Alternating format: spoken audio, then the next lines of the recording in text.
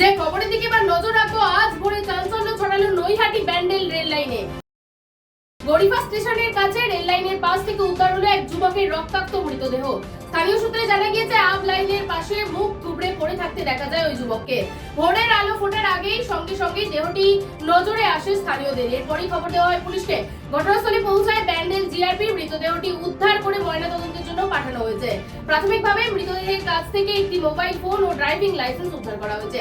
লাইসেন্সে নাম রয়েছে গণেশ প্রসাদ যাদব, পিতা সীতারাম প্রসাদ যাদব। তখন দেখলাম একটা বডি পড়ে আছে।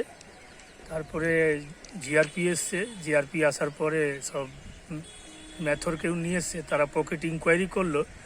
পকেট থেকে একটা দেশলাই পাওয়া গেল, আর 8টা টাকা পাওয়া গেল, একটা মোবাইল পাওয়া গেল, স্মার্ট মোবাইল। স্মার্ট মোবাইলের পেছনে 100 টাকা একটা নোট ছিল। জানা গিয়েছে ওই যুবকের পরনে ছিল নীল রঙের জিন্সের প্যান্ট এবং সাদা রঙের জামা।